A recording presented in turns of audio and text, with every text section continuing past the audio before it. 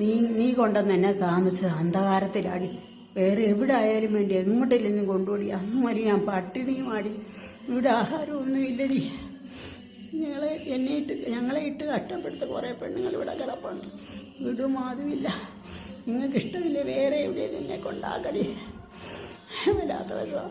എനിക്ക് തീരെ വയ്യാടി. പനി പിടിച്ച് കിടക്കുക. ആശുപത്രി പോലും കൊണ്ടുപോവുകയില്ല. എന്നെ നിങ്ങൾക്ക് ഇഷ്ടമല്ല. എനിക്ക് കൊല്ലത്തോ ഓട്ടത്തെ എവിടെയും കൊണ്ടാക്കാം. ഞാൻ വിളിച്ചെന്ന് അറിയിക്കരുത്. എൻ്റെ ഒരു സ്റ്റാഫിനോടാണ് ഞാൻ പറയുന്നത് കേട്ടോ. അപ്പോൾ ഇഷ്ടമല്ലെങ്കിൽ ഞാൻ വന്ന് വിളിച്ചുകൊണ്ട് പോന്നു. ഞാൻ വിളിച്ചതായിട്ട് അറിയിക്കരുത് എന്നും പറഞ്ഞൊന്ന് വരാമോ എന്ന് എനിക്ക് തിരുവറപ്പന്നെ ഓർത്തെങ്കിൽ നീ എന്നെ രക്ഷിക്കടി. ഞാനെന്തോ ഒരാളാണ് നിങ്ങളോട് ചെയ്തത്. ഇത് ഞാൻ വാട്സപ്പിൽ അയച്ചു കൊടുത്താൽ മതിയോ അമ്മേ? മതിയൊക്കെ അവിടെ എടുത്തിട്ടുണ്ടോ ഫോണ്? ഇല്ല, ഞാനത് റെക്കോർഡ് ചെയ്യുക, അല്ലാതെ വിളിക്കാൻ പറ്റുന്നില്ലല്ലോ. ഉദയഗിരിജ വിഷയത്തില് ഒരു അപ്ഡേഷൻ കൂടെ എന്തുകൊണ്ടാണ് ഈ വിഷയം ഞാൻ എടുത്തതെന്നും ഇതിനിടയ്ക്ക് ഒരുപാട് കമന്റ്സ് കണ്ടിരുന്നു. പലരും സംശയപൂർണ്ണം. പിന്നെ ഉദയഗിരിജയുടെ കുറെ ബന്ധുക്കളൊക്കെ വന്ന് കമന്റ് ഇട്ടിട്ടുണ്ട്. ഞാൻ നുണയൊന്നും എടുക്കാറില്ല. എനിക്ക് അങ്ങനെ ഒരു പിഴവ് പറ്റുന്ന ഒരു സംഗതിക്ക് ഞാൻ കൂട്ടു നിൽക്കാറുമില്ല. നിങ്ങൾക്ക് കേട്ട വോയിസ് ഒരാളുടേതാണ്. എന്നെ അപ്രോച്ച് ചെയ്തത് 8ഓളം പേരാണ്. അവരുടെ എല്ലാം വോയിസ് എനിക്ക് പുറത്തു വിടാനുള്ള സമ്മതമില്ല. ഇവരുടെയും സമ്മതം വളരെ കുറവായിരുന്നു. അവർക്ക് പക്ഷേ നല്ല ധൈര്യമുണ്ട്. അവരത് ഫേസ് ചെയ്തോളൂ എന്നുള്ള ഉറപ്പുള്ളത് കൊണ്ടാണ് ഞാൻ അവരുടെ വോയിസ് പുറത്തു വിട്ടത്. എല്ലാം ഞാൻ പറയുന്നതിനേക്കാൾ കൂടുതൽ ഇവരൊക്കെ പറഞ്ഞ ഡോക്യുമെന്റ്സ് എൻ്റെ കയ്യിലുണ്ട്. ആ സുവിശേഷം ഞാൻ നിങ്ങൾക്ക് എല്ലാവർക്കും അറിയുന്ന ഒരു കാര്യമാണ്. തെളിവില്ലാത്ത കൃത്യമായ കാര്യങ്ങളല്ലാത്തടത്ത് ഞാൻ എൻ്റെ തല കൊണ്ട് വെക്കത്തില്ല. അപ്പം ഈ വിഷയത്തിൽ ഉദയഗിരിജയുടെ വിഷയത്തിൽ ഈ പൈസയുടെ ഇഷ്യൂ അറിഞ്ഞപ്പോൾ തന്നെ ഞാൻ അവരെ വിളിച്ചിരുന്നു.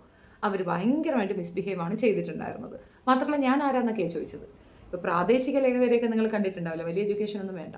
അതേസമയം ഈ ഫീൽഡിൽ ഇത്രയോ വർഷക്കാലമായിട്ടുള്ള ഒരു വ്യക്തിയാണ് ഞാനൊരു മാധ്യമ പ്രവർത്തകയാണ്, കൂടെ സോഷ്യൽ വർക്കും ഉണ്ട്. അപ്പോൾ തീർച്ചയായിട്ടും എൻ്റെ അടുത്തേക്ക് ഒരാൾ വന്നു കഴിഞ്ഞാൽ ആദ്യം ഒന്ന് രമ്യതയെ തീർക്കാൻ ശ്രമിക്കും. അതിനുശേഷമല്ലേ നമ്മൾ പിന്നെ സ്റ്റേഷൻ കാര്യങ്ങളിലേക്കൊക്കെ പോവുക. ഓൾറെഡി കേസ് കൊടുത്തിരിക്കുന്ന ഒരു വസ്തുതയാണ്, അത് അവർ സമ്മതിക്കുന്നുണ്ട്. ഞാൻ ഇവർ പറയുന്നത് വിശ്വസിക്കാൻ തയ്യാറാകാതെ, പൂർണ്ണമായും വിശ്വസിക്കാൻ തയ്യാറാകാതെ ഉദയഗിരിജയ്ക്ക് എന്താ പറയാനുള്ളതെന്ന് കേൾക്കാൻ വേണ്ടി തന്നെയാണ് കോൾ ചെയ്തത്. അവരുടെ ആ ഒരു നടപടി തീർത്തും ഇഷ്ടപ്പെടുന്നതായിരുന്നില്ല. പിന്നെയാണ് ബാക്കിയുള്ളത് അന്വേഷിച്ചതും. അന്വേഷണത്തിൻ്റെ ഫലമായിട്ടാണ് എനിക്ക് ബാക്കിയുള്ള ഡീറ്റെയിൽസ് കിട്ടിയിട്ടുള്ളത്. നിങ്ങൾ ശ്രദ്ധിക്കുകയാണെങ്കിൽ എൻ്റെ ടൈം ലൈനിൽ ഞാൻ 3 വീഡിയോയാണ് ചെയ്തിരിക്കുന്നത്. ആദ്യത്തെ വീഡിയോയിൽ അവരെ പറ്റി നല്ല അഭിപ്രായമാണ് പറഞ്ഞത്. അത് നിങ്ങളുടെ എല്ലാവരുടെയും അഭിപ്രായം തന്നെയാണ്. ആ അഭിപ്രായം തന്നെയാണ് എനിക്കും ഉണ്ടായിരുന്നത്. അവരുടെ മരിച്ചുപോയ ഭർത്താവിന് വേണ്ടിയിട്ട് ഭർത്താവിൻ്റെ ഓർമ്മയിൽ ഒരു സ്ഥാപനം നടത്തുന്നു, ഭർത്താവ് നടത്തിയ സ്ഥാപനത്തിനെ ഏറ്റെടുത്ത് നടത്തുന്നു എന്ന് നിങ്ങളൊക്കെ കരുതിയതുപോലെ തന്നെയാണ് ഞാനും കരുതിയിട്ടുള്ളത്. ധാരണ ഞാനും തിരുത്തുന്നില്ല. അതേ വിശ്വസിച്ചുകൊണ്ട് തന്നെയാണ് ബാക്കിയുള്ള കാര്യങ്ങളും ഞാൻ അന്വേഷിച്ചത്. അപ്പോൾ അന്വേഷിച്ചെടുത്തുനിന്ന് എനിക്ക് മനസ്സിലായ ഒരുപാട് കാര്യങ്ങൾ ഇവർ പൊതുസമൂഹത്തിൽ നിന്ന് മറച്ചു വയ്ക്കുന്നുണ്ട്. പ്രത്യേകിച്ച് ഇവർക്ക് ഫണ്ട് ചെയ്യുന്ന ആൾക്കാരെ ഇവർ പറ്റിക്കുന്നുണ്ട്. രണ്ടാമത്തെ കാര്യം, 40ഓളം വരുന്ന കുഞ്ഞുങ്ങൾ അവിടെ സുരക്ഷിതരല്ല എന്നുള്ളൊരു ഭയങ്കര ഇൻഫർമേഷനാണ്. ചങ്ങാതിക്കൂട്ടം എൻ്റെ ഒരു സുഹൃത്താണ് ബിനീഷ. പുള്ളിയെ ഞാൻ വിളിച്ചിരുന്നു. അവിടെ പോയി ഇൻ്റർവ്യൂ എടുത്തു എന്ന് പറയുന്നിടത്ത് അവൻ എന്തെങ്കിലും അറിയാമോ ഇല്ലയോ എന്നറിയാൻ വേണ്ടിയിട്ട് ആ കുട്ടിയോട് ഞാൻ സംസാരിച്ചിരുന്നു. അവൻ അതിനേക്കാൾ ഷോക്കിംഗ് ആയിട്ടുള്ള കാര്യങ്ങളാണ് പറഞ്ഞിട്ടുണ്ടായിരുന്നത്. പിന്നെ ഈ പറയുന്ന പ്രസ്തുത വ്യക്തിക്ക് വേണ്ടിയിട്ടാണ് ഞാൻ അവരോട് സംസാരിച്ചത്. അതിൻ്റെ കാരണം അവരുടെ സ്കൂട്ടി എടുത്ത രീതിയിൽ അങ്ങനെ കുറേ ഫിനാൻഷ്യൽ ഇടപാട് 2 ലക്ഷം രൂപയോളം അവർക്ക് വേണം. ഇക്കാര്യമാണ് ഞാൻ സൂചിപ്പിച്ചത് ഗിരിജയോട്. പക്ഷേ അവരെന്നോട് വളരെ മോശമായിട്ടാണ് പെരുമാറിയത്. നിങ്ങൾ ആരാന്നാണ് ചോദിച്ചത്. അപ്പോൾ പിന്നെ അവർക്ക് എന്നെ പറ്റിയുള്ള ഒരു പരിചയമില്ലല്ലോ. അതാണ് ഞാൻ ഷെഫീന ബീബി ആണെന്ന് തന്നെ പറഞ്ഞിട്ടുണ്ടായിരുന്നു. അപ്പം ഷെഫീന ബീബി ആരാണെന്ന് ചോദിച്ചാൽ ഞാനാണ് എൻ്റെ പേര് ഷെഫീന ബീബി എന്നാണ്. പിന്നെ ഈ 40ഓളം കുട്ടികളെ മാത്രമല്ല, അവിടുന്ന് പുറത്തേക്ക് വന്ന കുറേയധികം കുട്ടികളെയും ഞാൻ സംസാരിച്ചിരുന്നു. ഞാൻ ഡീറ്റെയിൽ ആയി ഇതിൻ്റെ പിറകിൽ അന്വേഷിച്ചിരുന്നു. അതിലൊരു പെൺകുട്ടിക്ക് വളരെ മോശപ്പെട്ട രീതിയിൽ ശാരീരികപരമായ മോശപ്പെട്ട രീതിയിലുള്ള അറ്റാക്കൊക്കെ നടന്നിട്ടുണ്ട്. അവർ വാക്കുമൂലം തന്നിട്ടുണ്ട്. അവരനുഭവിച്ച ബുദ്ധിമുട്ട് മർമ്മസ്ഥാനത്ത് മുളക് പൊടിയൊക്കെ ഇട്ട് കൊടുത്തിട്ടുണ്ടെന്നാണ് കേൾക്കുന്നത്. അത്രത്തോളം തീവ്രമായി കുട്ടികളെ ഉപദ്രവിച്ചിട്ടുണ്ടെന്നും പറയുന്നുണ്ട്. അതൊക്കെ ഇനിയിപ്പം എന്തെങ്കിലും രീതിയിലുള്ള പണിഷ്മെൻറ്റോ മറ്റോ ഒക്കെ ആണെങ്കിൽ നമ്മൾ സമ്മതിച്ചു കൊടുത്തു കഴിഞ്ഞു. പക്ഷേ ഞാൻ ചോദിക്കുന്നത്, സ്വന്തം മകന് ഒരു പരിധിയിൽ കൂടെ അനാഥാശ്രമത്തിൽ അല്ലെങ്കിൽ അങ്ങനെ ഒരു ചൈൽഡ് ഹോമിലേക്ക് പെൺകുട്ടികൾ താമസിക്കുന്ന ഇടത്തേക്ക് കയറാനും ഇറങ്ങാനും ആ കുട്ടിയെ കൊണ്ടുപോയി ഗർഭിണിയാക്കാനും തക്കവണ്ണം രീതിയിലുള്ള ഒരു സുരക്ഷിതാ മാനദണ്ഡങ്ങളും പാലിക്കാത്ത ഒരു സ്ഥാപനം നടത്തിക്കൊണ്ടുപോകാൻ അവർ പ്രാപ്തയാണോ അല്ലയോ എന്നുള്ള ചോദ്യത്തിന് നിങ്ങൾ ഉത്തരം തന്നാൽ മതിയാവും.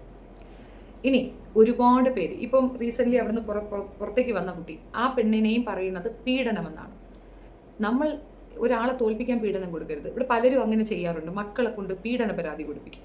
നിങ്ങളുടെ മക്കളെ ഒരാൾ പീഡിപ്പിച്ചാൽ ശരി, പിന്നെയും പീഡിപ്പിക്കുന്നുണ്ടെങ്കിൽ നിങ്ങളാണ് കുഴപ്പം. നിങ്ങൾക്ക് അറിയില്ലേ?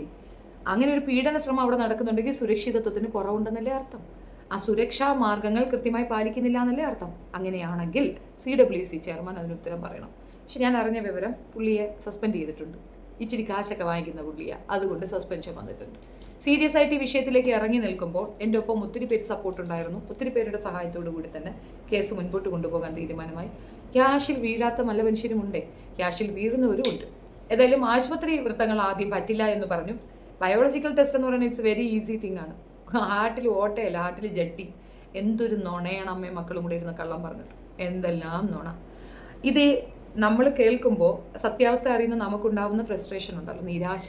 ആ നിരാശയാണ് ഞാൻ പ്രകടിപ്പിച്ചത്. പിന്നെ ഞാനാണ് പറയണമെങ്കിൽ എൻ്റെ നേരെ കുത്തിക്കയറി വരും. അറിയാമല്ലോ, അടൂർ നടന്ന ഒരു ടെക്സ്റ്റൈൽസിനോടനുബന്ധിച്ച് നടന്നത്. സത്യാവസ്ഥ 28ഓളം പെൺകുട്ടികൾക്ക് ശമ്പളം കൊടുക്കുന്നില്ല, ഫോൺ പിടിച്ചു വയ്ക്കുന്നു, ബുദ്ധിമുട്ട്. നമ്മൾ അതിനെതിരെ സംസാരിച്ചപ്പോൾ ഉടനെ വാളും പരിചയമായിട്ട് അങ്ങോട്ട് ചെല്ലുക.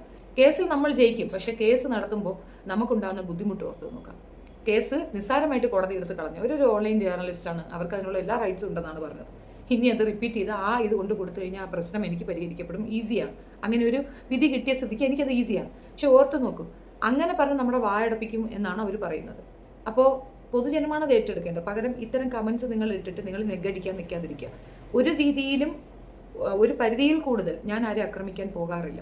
പൂർണ്ണ ബോധ്യമുണ്ടെങ്കിൽ മാത്രമേ ആ വിഷയം ഞാൻ എടുക്കൂ, ഇല്ലെങ്കിൽ ഞാൻ മിണ്ടാതിരിക്കും, ഇഗ്നോർ ചെയ്യും. എനിക്ക് ബോധ്യപ്പെട്ട കാര്യം, ഇതിൽ ഒരു സ്ത്രീ മാത്രമല്ല ഈ പരാതി പറഞ്ഞിട്ടുള്ളത്. അവിടെ ജോലി ചെയ്ത 3 പേര് എൻ്റെ അടുത്ത് സംസാരിച്ചിട്ടുണ്ട്. അതിൽ ഇപ്പോഴും അവിടെ കുഞ്ഞുങ്ങളുള്ള ഒരമ്മ സംസാരിച്ചിട്ടുണ്ട്. ആ കുട്ടികളെ കാണാൻ പോലും അവർക്ക് നിഷേധമാണ്. അങ്ങനെ എത്ര പെൺകുട്ടികളെ വേണം, അവരുടെയൊക്കെ വോയിസ് എൻ്റെ കയ്യിൽ ഭദ്രമാണ്. പോലീസ് വിളിച്ചാൽ ഞാൻ കൊടുക്കും. എൻ്റെ അടുത്ത് കേസ് വന്നാൽ ഞാൻ ഇതൊക്കെ കൊണ്ടുവന്ന് സബ്മിറ്റ് ചെയ്യും. കാരണം എനിക്ക് കിട്ടിയ റിപ്പോർട്ടാണ്, പൂർണ്ണമായ രേഖകൾ ഞാൻ പുറത്തേക്ക് വിട്ടിട്ടില്ല. ഞാൻ അവരോട് പറഞ്ഞത് ആ സ്ത്രീക്ക് കൊടുക്കാനുള്ള പണം കൊടുത്ത് അവരെ ഒഴിവാക്കും.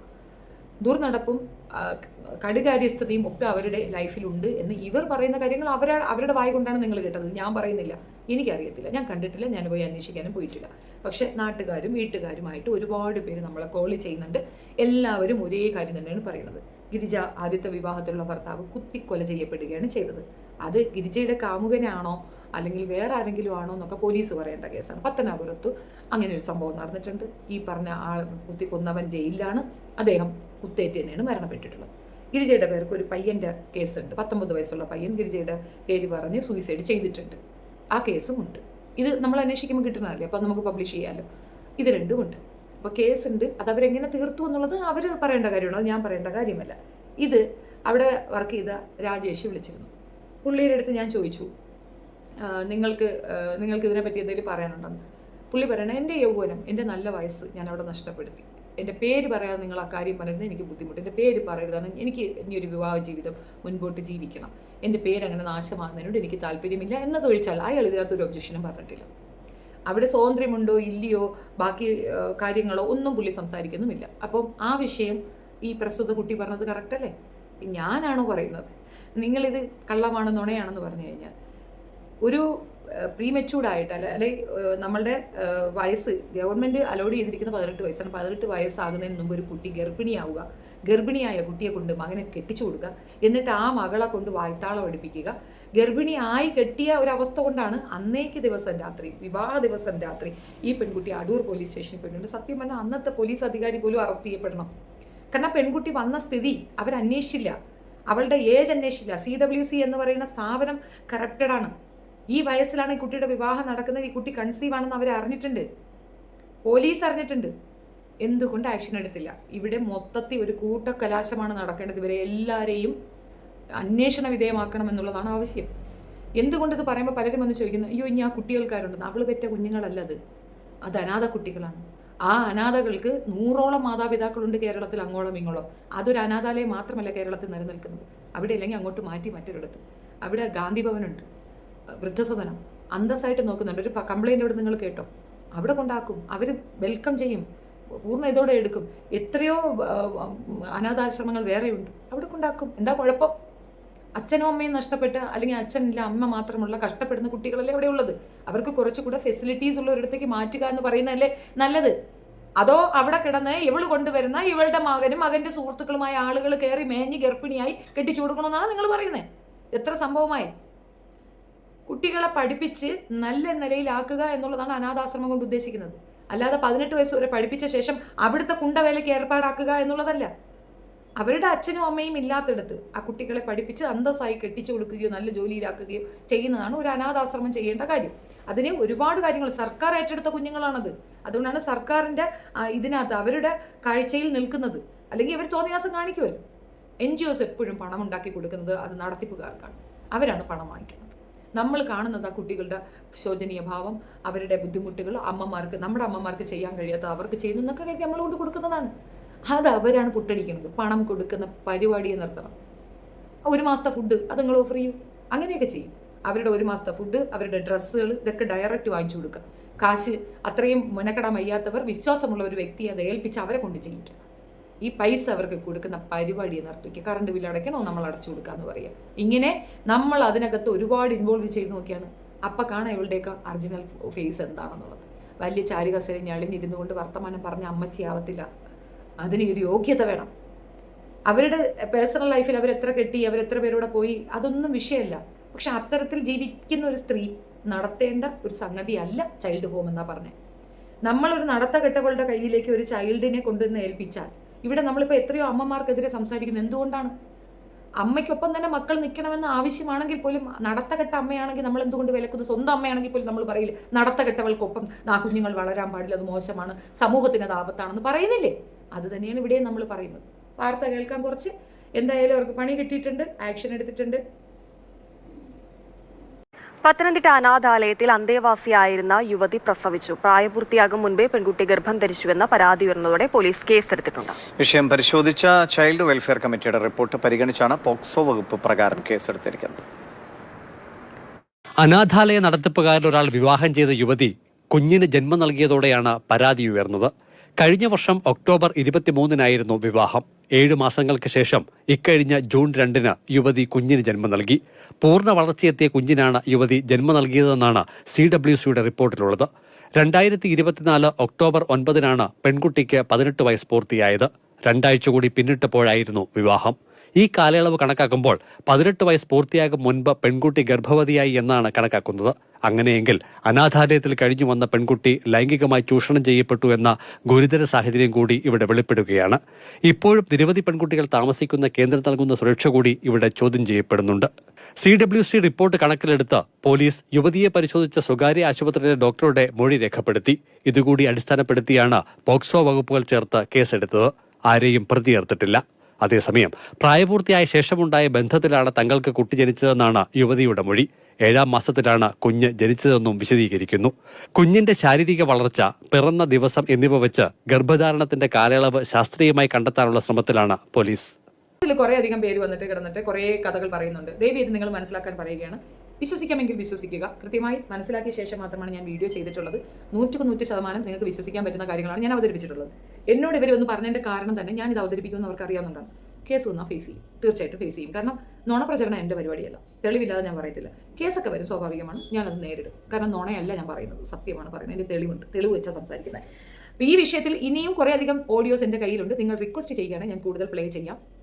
കുട്ടികൾ വളരെ പേടിച്ചിട്ടാണുള്ളത്. അവർക്ക് ബുദ്ധിമുട്ടുണ്ടാകാതിരിക്കാനാണ് ഞാൻ മൗനമായിട്ടിരിക്കുന്നത്. അല്ലാതെ എൻ്റെ കയ്യിൽ റിപ്പോർട്ട്സ് ഇല്ലാഞ്ഞിട്ടല്ല. ആ സ്ത്രീക്ക് 2 ലക്ഷം രൂപ കിട്ടുക എന്നുള്ള അവരുടെ അവകാശമാണ്. അതിനൊരു കേസ് കൊടുത്തിട്ടുണ്ട്. ഇവർ മുഴുക്ക കള്ളിയാണെന്ന് മനസ്സിലാക്കുക. നമ്മൾ നന്മയ്ക്ക് വേണ്ടി ചെലവഴിക്കുന്ന പൈസ അവരവരുടെ ദൂരത്തിന് വേണ്ടിയാണ് ഉപയോഗിക്കുന്നത്. അത് അങ്ങനെ പോകണമോ, കുട്ടികളെ നോക്കാൻ കൊടുക്കണമോ, ആ അമ്മമാരെ നോക്കണമോ എന്നുള്ളതൊക്കെ നിങ്ങൾ ചിന്തിക്കുക. ഇനി ആ അമ്മ പറഞ്ഞൊരു കാര്യം അമ്മ പറയുന്നുണ്ട്, അത് കേൾക്കുക. നീ കൊണ്ടുവന്ന് എന്നെ താമസിച്ച് അന്ധകാരത്തിലാടി. വേറെ എവിടെ ആയാലും വേണ്ടി എങ്ങോട്ടില്ലെന്നും കൊണ്ടുപോടി. അന്ന് വരെ ഞാൻ പട്ടിണിയും ആടി. ഇവിടെ ആഹാരമൊന്നും ഇല്ലടി. ഞങ്ങളെ ഇട്ട് കഷ്ടപ്പെടുത്ത കുറേ പെണ്ണുങ്ങൾ ഇവിടെ കിടപ്പുണ്ട്. വീടും അതുമില്ല. നിങ്ങൾക്ക് ഇഷ്ടമില്ല വേറെ എവിടെയും എന്നെ കൊണ്ടാക്കടി. വല്ലാത്ത വിഷം. എനിക്ക് തീരെ വയ്യാടി, പനി പിടിച്ച് കിടക്കുക. ആശുപത്രി പോലും കൊണ്ടുപോവുകയില്ല. എന്നെ നിങ്ങൾക്ക് ഇഷ്ടമല്ല. എനിക്ക് കൊല്ലത്തോ ഓട്ടത് എവിടെയും കൊണ്ടാക്കാം. ഞാൻ വിളിച്ചെന്ന് അറിയിക്കരുത്. എൻ്റെ ഒരു സ്റ്റാഫിനോടാണ് ഞാൻ പറയുന്നു കേട്ടോ. അപ്പോൾ ഇഷ്ടമല്ലെങ്കിൽ ഞാൻ വന്ന് വിളിച്ചുകൊണ്ട് പോന്നു. ഞാൻ വിളിച്ചതായിട്ട് അറിയിക്കരുത് എന്നും പറഞ്ഞൊന്ന് വരാമോ എന്ന് എനിക്ക് തിരുവറപ്പിനെ ഓർത്തെങ്കിൽ നീ എന്നെ രക്ഷിക്കടി. ഞാനെന്തോ വരാതാണ് നിങ്ങളോട് ചെയ്തത്. ഇത് ഞാൻ വാട്സപ്പിൽ അയച്ചു കൊടുത്താൽ മതിയോ അമ്മേ? മതിയൊക്കെ അവളെടുത്തിട്ടുണ്ടോ? ആദ്യം എനിക്ക് ചിൽഡ്രൻസ് ഹോമായിരുന്നു പ്രശ്നം. ഇപ്പോൾ എനിക്ക് സത്യം പറഞ്ഞു കഴിഞ്ഞാൽ ആ മൊത്തത്തിലുള്ള നടത്തിപ്പ് തന്നെ സ്റ്റോപ്പ് ചെയ്യിക്കണമെന്നാണ് ആഗ്രഹം. ആകെ മൊത്തം കുഴഞ്ഞു മറിഞ്ഞ് നശിപ്പിച്ച് നാരാങ്കല്ലാക്കി വെച്ചിട്ടുണ്ട് ആ സ്ത്രീ. എന്ത് ചെയ്യാൻ, ഇറന്ന് വാങ്ങിച്ചതാണ്, ഒന്നും പറയാനില്ല. വീഡിയോ ഇഷ്ടപ്പെടുകയാണെങ്കിൽ ലൈക്ക് ചെയ്യുക, ഷെയർ ചെയ്യുക, ആൻഡ് സബ്സ്ക്രൈബ് മൈ ചാനൽ. നിങ്ങളുടെ അഭിപ്രായം കമൻറ്റ് രേഖപ്പെടുത്തുന്നത് വളരെ സന്തോഷമുള്ള കാര്യമാണ്. നിങ്ങളുടെ അഭിപ്രായം കൂടെ അറിയുമ്പോൾ എനിക്ക് ഇതിൽ ചേഞ്ചസ് വരുത്താൻ സാധിക്കും. തെറ്റുകളുണ്ടെങ്കിൽ തിരുത്തുകയും നല്ല രീതിയിൽ കുറച്ചുകൂടെ നിങ്ങൾ ആഗ്രഹിക്കുന്ന രീതിയിലേക്ക് പെർഫോമൻസ് നടത്താൻ സാധിക്കുകയും ചെയ്യുമെന്നുള്ളത് അത് കമൻറ്റ് കൊണ്ടുള്ള ഒരു ഉപകാരമാണ്. തീർച്ചയായിട്ടും കമൻറ്റ് ചെയ്യുക. നന്ദി. തെറ്റുകുറ്റങ്ങൾ വരാൻ ചാൻസ് ഉണ്ട്, പക്ഷേ ഈ ഒരു വിഷയത്തിൽ പൂർണ്ണമായി ബോധ്യപ്പെട്ട ശേഷം ചെയ്ത വീഡിയോ ആണ്. സഹകരിക്കുക. അവർക്കെതിരെ കേസെടുത്തിട്ടുണ്ട്. അവർ തീർച്ചയായിട്ടും കുറ്റവാളികളാണ്. അവിടെയുള്ള ഒരു കുട്ടികളും സുരക്ഷിതരല്ല.